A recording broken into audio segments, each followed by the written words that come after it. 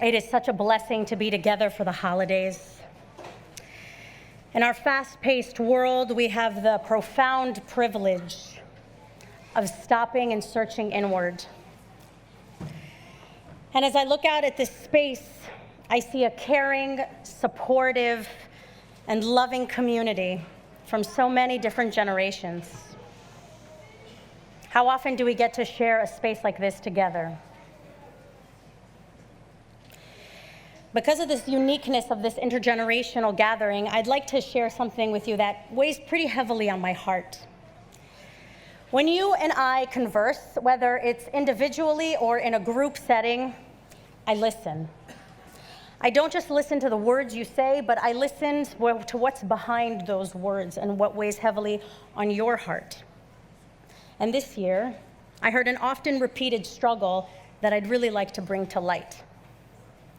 It is often nuanced challenges that the women in our community still face. And I say in our community because in preparation for this moment, I felt that in addition to incorporating scholarship, statistics, and data, I was most compelled by conveying the very real stories that our women experienced. In some ways, it feels like we've resolved the issues of equality, but our journey is not yet complete. So to help me better articulate my concern, I spoke to 75 women in our community of all ages and walks of life and asked them two pretty open-ended questions. The first, in the past 2 years, have you experienced any gender-based or gender-related challenges? And the second question, have you ever experienced allyship from other people that have made you feel elevated and safe? Of the 75 women I spoke to, none of them had to call me back or take more time to think about the question. They unanimously had countless examples to share with me. Each person was quick to respond with a myriad of retellings, even my youngest interviewees, who were just 14 years old. A common thread emerged. Most of the people I spoke to were quick to dismiss what they deem the normal issues they encounter, such as the inability to make choices for their own bodies, catcalling, or inappropriate comments about their bodies or disposition. I was saddened to hear that some gender issues seem normal or usual. I was particularly struck by the stories that were more nuanced and harder to articulate but recur often. The stories that are hidden in plain sight and are difficult to navigate in the moment, and I'd like to share just a few of those. One woman, let's call her Miriam, serves as the co-chair of a committee. She's the only woman in a leadership position. One morning, Miriam hurriedly prepared her children for school and made special arrangements to make the board meeting via Zoom. To her surprise, when she logged on, no one was on the Zoom. The day before, the rest of the committee decided to have the meeting over lunch at a private club and forgot to invite their co-chair. Another woman I spoke to, let's call her Rebecca, is shortly finishing her bachelor's degree and is establishing a career for herself in the sciences. When she talks to people about her dream in science, she is often met with pushback, encouraging her to choose a different path. This is too much school for you, they tell her. You should reprioritize and find a husband instead. As a child, Rebecca often declined wearing dresses and pushed away girly colors like pink and purple because she noticed that boys were treated differently. When I spoke to Deborah, she shared many stories with me, but really, she wanted me to know that for her, it's not about bashing or harming men or making them feel bad. She just doesn't want to be discounted for the work that she does. She wants to be elevated and taken seriously. All of the people I spoke to touched my heart, and I was moved by each experience, and I'm really grateful to all of the stories. Many of the women I spoke to are actually in this very room. These were just 3 very short examples, but they're happening in our house under our roof. Like many of you, I recently went to see the Barbie movie. Honestly, it was not something I planned on seeing, even though many of my colleagues were speaking about it. What actually convinced me to go was after many of our teens, like Jen Martell and Lily Boardman here, said to me that the movie conveyed how many girls feel. So of course, when my teens tell me to do something, of course I felt obligated to go. About halfway through the film, the actress America Ferrera recites a poignant and throbbing monologue written by the movie's creators, Greta Gerwig and Noah Baumbach. And I have to admit that within minutes, my heart began to race, my breath got short, and before I knew it, I was sobbing. When I went home to learn more about this film and this particular monologue, I could barely finish typing in the prompt on Google when countless websites emerged. Clearly, I was not the only one affected by this moment in the film. And I'm definitely not here to give a formal review of the film, but rather applaud the makers who were able to bring to light a very hardship that is difficult for some women to articulate because it is so subvert. The hardship is the reality of being unseen, undervalued, and unfairly pushed aside. This emotional tax comes with being a woman today. The experience of juggling multiple roles, caregiver, breadwinner, community builder, takes a toll on women's well-being, perpetuating a cycle of exhaustion and diminished self-care. This was the monologue recited by Ferrera, where she is speaking to the actress who plays her teenage daughter. It is literally impossible to be a woman.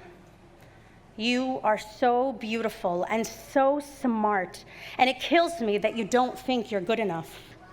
Like, we always have to be extraordinary, but somehow we're always doing it wrong. You have to be thin, but not too thin.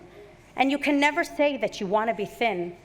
You have to say you want to be healthy, but also you have to be thin. You have to have money, but you can't ask for money because that's crass. You have to be a boss, but you can't be mean. You have to lead, but you can't squash other people's ideas. You're supposed to love being a mother, but don't talk about your kids all the darn time. You have to be a career woman, but also always be looking out for other people. You have to answer for men's bad behavior, which is insane. But if you point that out, you're accused of complaining. You're supposed to stay pretty for men, but not so pretty that you tempt them too much or that you threaten other women because you're supposed to be part of the sisterhood. But always stand out and always be grateful. But never forget that the system is rigged, so find a way to acknowledge that, but also always be grateful.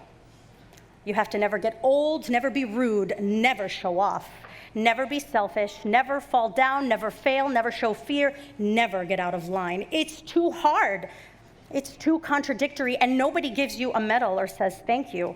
And it turns out, in fact, that not only are you doing everything wrong, but also everything is your fault.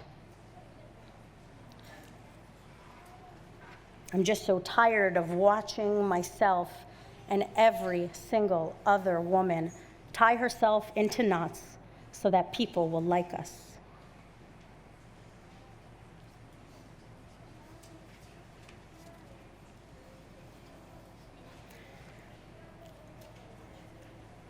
If this is the experience of women in 2023, we must ask ourselves the question, are we setting our young women up to funnel into unseenness? Are we willing and able to make the necessary changes to create a more equitable environment for them? In her book, Raising Feminist Boys, Dr. Bobby Wegner asks us to first look into ourselves and to question the way we model our behavior and what messages, subliminal or intentional, we transmit to those around us. She identifies that the behind-the-scenes psychology and socialization can sometimes get in our way. She shares a personal example from her own parenting.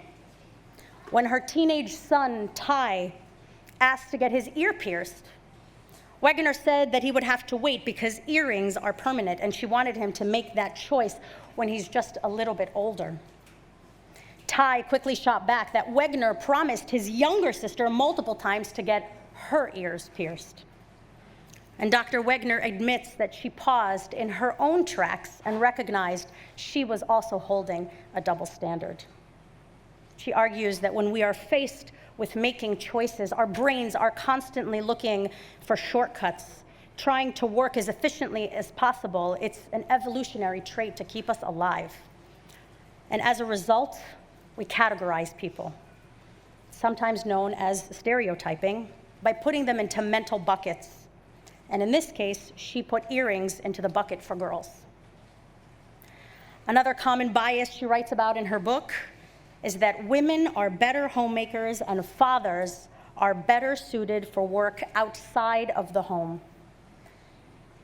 In a 200,000 person study done by Harvard in 2005 to 2015, showed that 76% of men and women believe that men are better suited for careers and women homemaking. When we make assumptions about people, we're creating mental shortcuts.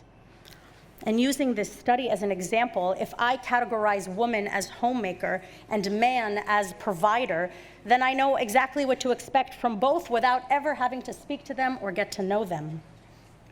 These are implicit biases. Implicit biases are assumptions and prejudgments about groups of people that exist outside of one's awareness. Without even thinking, we categorize what we expect from someone that is standing before us without giving them the time or the thought or the reflection they deserve. As Reformed Jews, we are agents of change and advocates of justice. It is our duty to rise to the challenge of dismantling the multifaceted barriers that confine women to the shadows of inequality. Our sacred text and ethical teachings provide a roadmap for analyzing our behaviors, especially those we are unaware of, and wake us up from a sleep of predisposed assumptions that we have held so long. This means that we must take our time to train our minds and retrain our minds and carefully examine our behaviors to see what, not if, but what we can do differently. Ignorance is the breeding ground for inequality. By fostering a culture of education and awareness, we can challenge deeply ingrained biases and stereotypes. Engaging with scholarship and articles, current events, trainings, open dialogues will equip us with the tools to confront and to dismantle inequality in all of its forms. As Reformed Jews, we are called to lead by example. This includes striving for gender parity with our leadership structures, ensuring that women's voices are heard, valued, and integrated into every facet of decision-making. Establishing educational initiatives that focus on gender equality, consent, and healthy relationships can break the cycle of systematic inequality. Equipping young minds, like the so many young minds that are sitting here today, with tools to challenge stereotypes and promote mutual respect and an investment in a more equitable future. And these conversations start at our dinner tables. On Rosh Hashanah, we read one of the most difficult stories in the Torah, the story of the Akedah, where God requests Abraham to bring his son Isaac to the top of Mount Moriah to be sacrificed to God. And each year we have to find ways to interpret and understand the hardship and the heaviness of this story and why God made such a request of Abraham. This year, I ask us to ponder something a little different. Where was Sarah in this story? Was she intentionally left out by the authors? Did she know what Abraham was planning to do? We will never know. And we're told that when they come down the mountain, Isaac and Abraham never speak again. The Torah also tells us that Sarah died shortly thereafter.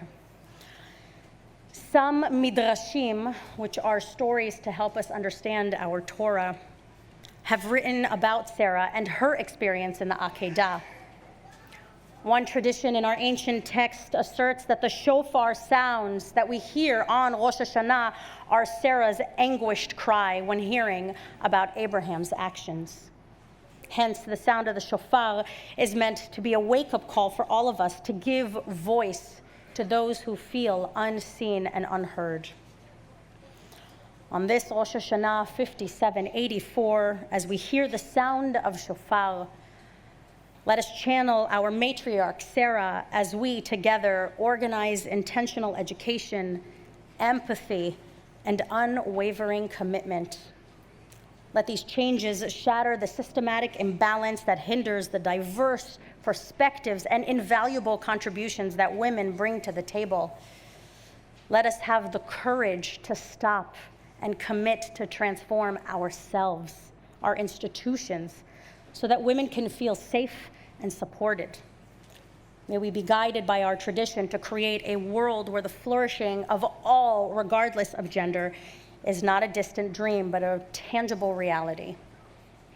As we leave this sacred space, may we carry the torch of equality, illuminating the path towards a future where women's voices are amplified, their potential is realized, and the tapestry of our community is woven with threads of equality and justice.